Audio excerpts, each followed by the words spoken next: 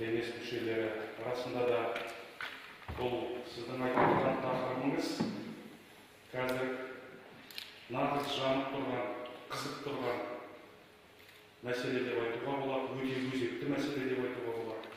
Ал енді мен ресми ретінде айтайын, осы заңсыз митингтерді болдырмау үшін олардың алдын аламыз деп прокуратура органдары ең алдымен мынау түсіндіру жұмыстарын біз өте қатты күшейттік.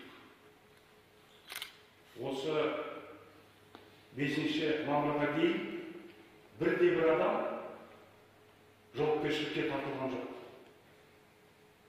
Біз осындай алдын алайық, түсіндірейік, көндірейік, сендірейік деп осы бар күшімізді осы жұмысқа жұмсадық.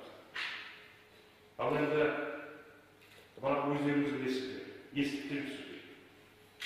Мемлекет басшысы мораторий жариялады. Жер бойынша сол мәселені талқылау үшін арнайы комиссия құрды. Бірақ соған қарамастан кейбіреулер жерді сылтау, халықтың тыныштығын, біздің елдің осындай өмірін бұзуда. Сондықтан осы мүмкіндікті пайдаланып, құрметті кеңес мүшелері, ресми үндеу жасауға рұқсат етіңіздер.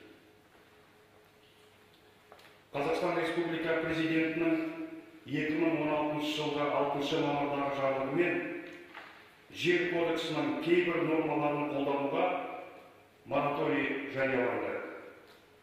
Мемлекет басшысының тапсырмасымен жер реформасы бойынша комиссия құрылды. Оның құрамына азаматтық қоғам институттарының басшылары мен белсенділері кірді. Азаматтар комиссия жұмысына өңірлерде құрылған қоғамдық кеңестер арқылы да қатыса алады. Комиссия отырысында пікір алмасу барынша ашық. Оның қызметі ақпарат құралдарында тұрақты жариялануда. Арнайы ашылған жер туралы .kz сайтында қазақстандықтар өз сұрақтарын комиссияға қойып, ұсыныс тілектерін бере алады. Бір сөзбен, жер мәселесі бойынша кез келген пікір білдіру үшін барлық жағдай жасалған.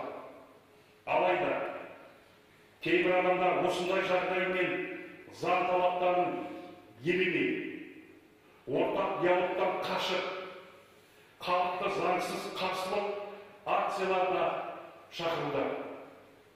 Әлеуметтік ұлтаралық араздықты қоздыру үшін жалған ақпарат әдейі таратылып жатыр. Мұндай әрекеттер Қазақстан Республикасының заңдарына қайшы келеді. Осыған байланысты қоғамдық тұрақтылықты сақтау үшін ел азаматтарына мұндай арандатуға бой бермеуге, азаматтық ұстаным мен жауапкершілік танытуға шақырамын. Прокуратура туралы заңның 25 бабын басшылыққа алып, заңсыз митингке шақыру, оны ұйымдастыру, тіпті оған қатысудың өзі әкімшілік немесе қылмыстық жауапкершілікке әкеп соғатынын ескертемін. Құқық қорғау органдары кез келген заң бұзушылықтың жолын кесіп, қылмыстық қудалауға дейін заңда көзделген шараларды дереу қабылдауға міндетті.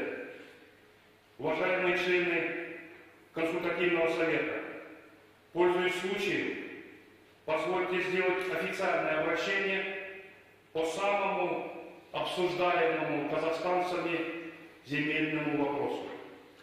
Указом президента Республики Казахстан от 6 мая 2016 года объявлен мораторий на применение отдельных норм земельного кодекса. По поручению главы государства образована комиссия по земельной реформе, в состав которой вошли руководители и активисты институтов гражданского общества. На региональном уровне граждане имеют возможность участвовать в работе комиссии через общественные советы.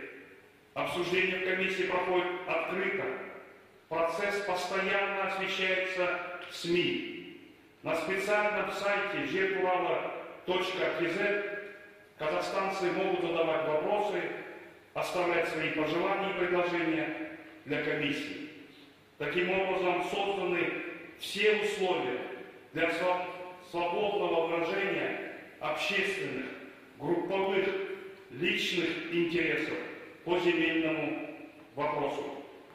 Однако отдельные лица, игнорируя эти условия и законы, избегая совместного конструктивного диалога, продолжают провоцировать население на незаконные акции протеста.